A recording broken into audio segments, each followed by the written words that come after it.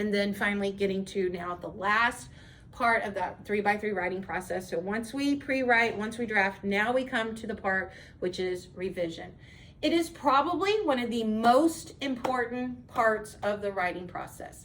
It is also the most time consuming. Now, most of you are like, I don't know what she's talking about. It takes me about 2 seconds to hit spell check, right? And then I'm done. But we're gonna see today, revising is so much more than spell checking. That's definitely a part of it, but it is so much more than just spell checking, okay? So here we go. 3x3, we talked about that.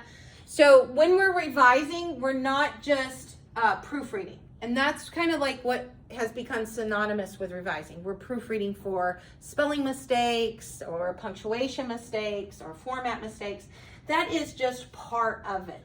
So we're also improving our content, our sentence structure. Are we writing in just simple sentences? Do we have any fragments? Do we have any comma splices? So we're looking for all of that spell check's not going to pick up.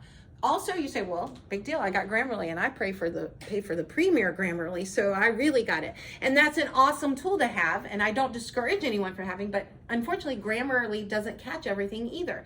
So we can run it through spell check, we can run it through Grammarly, but we still have to check for our sentence structure, improving our content. It doesn't check a lot of times for coherency, a little bit, but not all of it. We want to make sure that we're not putting out sloppy messages. Sloppy messages means we're impeding productivity because people are double doing what they need to do. They're coming back to you and trying to figure out what you really meant because you didn't really get across that point that clear because of the way that you communicated it. It had too many errors in it. And so now you're doing double work. So we never want to do double work. Experts recommend devoting 1/2 of your total writing time to this third phase. And I showed you that a while back on that wheel where it showed you, you can go back and forth on that, but basically 25% into pre-writing, 25% into drafting, and then 50% of our time in this section right here in revision. Okay, so now here are the things the thing we're gonna go in a minute. We're gonna do 6-1 to 6-8 together. Don't feel like you gotta do all of them. We're only gonna do like the first 3 like we typically do. If you're online though, you have a few more to do. And we're going to get rid of, first and foremost, vague expressions. So we're going to see that there are ways that we can say something. Again, we've gotten so used to being dominated by word count that we figure out longer ways to say something. So instead of just saying, you can do that later with one word, we say, you can do that at a later date. And so now look how nice. For word count, we've got 4 words instead of 1 word. But when we're reading it, like I said earlier, and we're trying to get through a massive amount of emails, I need to be able to read it as efficiently and as quickly as possible. So this is going to help comprehension, and it's going to save me time if you're cutting off those extra vague expressions. Feel free to, you can just say please. Feel free to contact me. Please contact me if you need me. Not feel free to. So these are things that we can kind of cut back and pare back on, okay? So let's get rid of vague expressions. Also, long lead-ins. So a lot of people do this. So think about it like this. This marker, if it's down on the ground, look how small this marker is, right? And it's down on the ground. If I see it on the ground, right, what do I need to do? I just need to simply step over it, right? But long lead-ins are instead like this marker being on the ground and me saying, a marker on the ground, how will I ever get over it? And running way back here to the edge of the classroom and saying, all right, and running and getting my speed up just to get over that little bit. It's kind of how a long lead-in feels to the reader or to the audience. You're starting this whole thing when you could just get to the point. Just step over it, right? So this early announcement is being made at this time because it is now possible for you to sign up for vacation slots. That does a whole lot for word count, but it's horrible for comprehension. You could have just said, you may now sign up for vacation slots. Look at the difference. See how much clearer this is, how much more concise it is? That's what we're looking for in business writing. We want conciseness, okay? So we want to get rid of all of those long, crazy lead-ins. Same thing with the second example. I am writing this letter because we know you're writing a letter. I received the letter. It's very obvious that you wrote the letter because I got the letter, right? So I don't need that long lead-in.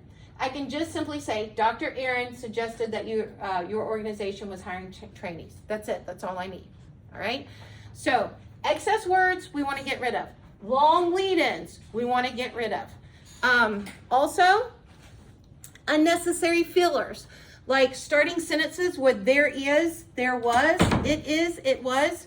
we don't need to start with those little phrases. Well, that's only going to help 2 words or 3 words. Well, when we're trying to get that comprehension rate up and our sentence number down, 3 words helps, which I know this is totally opposite of the way that we're trained, right? It's all about getting that word count up because we're smarter when we can write more words, right? Or that's the way we're kind of programmed. But in business writing, it's all about clarity. It's all about conciseness. It's all about improving comprehension and effectiveness. And so here we can get rid of that there is, and instead of saying there is a referee to determine the winner, we could just say a referee determines the winner. So again, we're not getting rid of as many words as we did here with these crazy long lead-ins, but we are cutting it back some. So get rid of there is, there was, it is, it was, get rid of those. And then also redundancies. Sometimes we'll say things twice and we don't even realize we're saying things twice, okay? Like added bonus. Isn't a bonus something that's added? It's a bonus, right? So we don't need to say both words. We can just say either bonus or, I don't know where you would just say added, but just bonus. Each and every, pick one. Each and every day, I am waiting for your response. Each day I wait for your response. We don't need to say each and every, okay? Pick one or the other. Final outcome. Isn't the outcome what was final? Because it was the outcome. So again, we don't need those redundancies. We don't need expressions that basically repeat themselves. Empty words we can get rid of that don't have any meaning. And this helps tremendously in the world of microblogging. So in a world now where we do so much on social media, where it's about getting that word count down, Twitter, what do they now allow for a tweet? How many words? 240. So if I'm trying to advertise something or get something out to my fellow consumers or my customers, and I can only do that in 240 words, it's a great training. It's harder to do than what you think, but it's a great way to, start programming yourself to say what I need to say effectively, but in the most concise and clear way that I can. So I'm limiting my word count. So you have to be very descriptive, but using short words. You try to personalize it, but yet staying under that word count. So people are now hiring people that are good at this, right? Companies are like, I need someone that knows how to do this and knows how to do this well.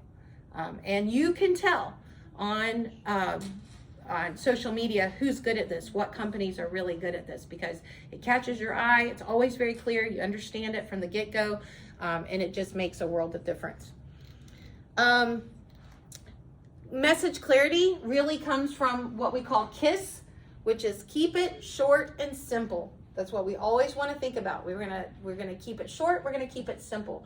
We're gonna get rid of some things I'm gonna show you here in just a minute. Crazy, trite business phrases that are overdone and overused. Cliche but buzzwords that people think using them makes them sound more business-like. Buried verbs, when we could say something by just starting with an action verb, but we kind of mess it up and change it to a noun and make more words out of it.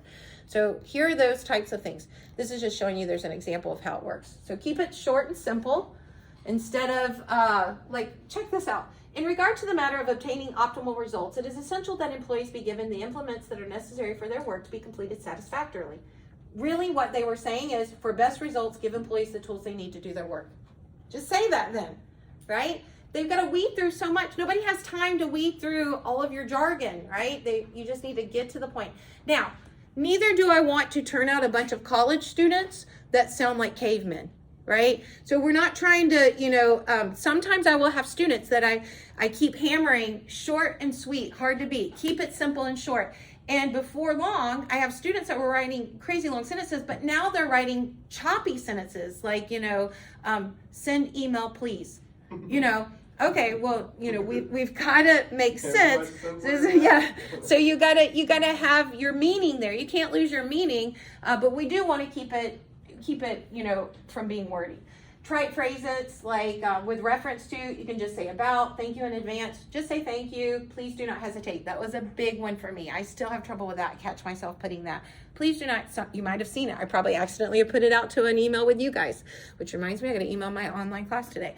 But you say, please don't hesitate to contact me if you're having problems. But I could have just said, please contact me if you're having problems. I don't have to go through the whole thing. So let's get rid of those trite expressions. Let's keep it simple. Let's get rid of those cliche things that everybody uses, like below the belt, last but not least. quick as a flash. Let's not overdo cliche things, right? Let's just get to the point and say what we need to say so we can get rid of that. We want to, of course, stay away from slang words. I think, is this even, I have to think, in case you missed it. Is that what that's abbreviation for? I think it is, right? In case you missed it. I've never seen that. Yeah. So, but that's the thing. A lot of people write in so many abbreviated and short forms. So even though we're keeping it simple, we want to make sure they can understand it. So we don't want to do any kind of crazy slang. She was very snarky. They're blowing the budget. That whole presentation bombed. We want to be very careful that we're not using slang, what they consider slang words. Get rid of those overused technical expressions and buzzwords that people think are so great, like out of the box. We say that a lot still, but it's so overused. So just say creatively, think creatively, not think out of the box, So we're going to get rid of those. And then here's what I was talking about with those buried verbs and changing them to zombie nouns. So instead of saying take action on the following presentation, just say act now or act on this presentation, get that action verb out there and let it be there. And I think that's really the bulk of it.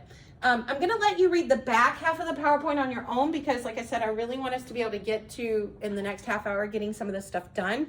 But the back half of the PowerPoint is all about something that I think is underappreciated, and that's readability.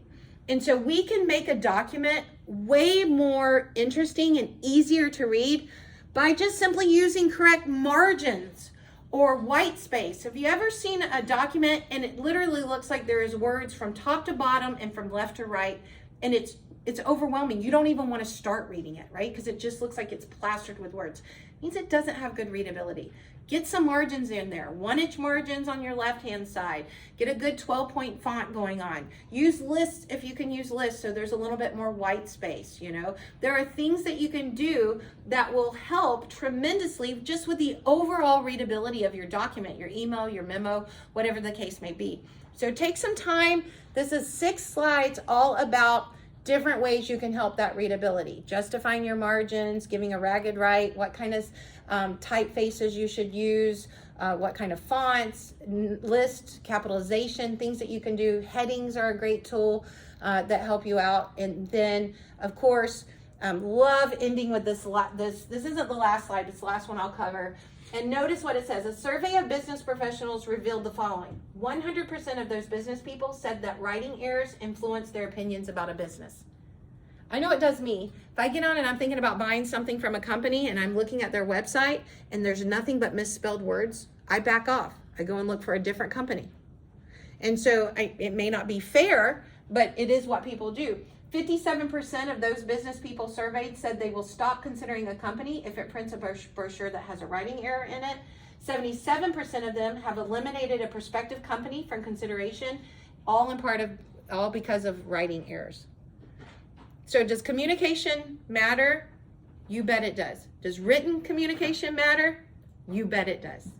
Even in this crazy tech world, it is still a predominant thing that can influence whether or not you're getting the customers that you need, you're holding on to the colleagues that you need, the vendors that you need, getting the publicity that you need. 30% of web visitors will leave if a website has a writing error on it. It's crazy, but it's true, and we've all been there. So that's why we do what we do. That's why we take 50% of our time in the revision section, right? Yes? I find that funny because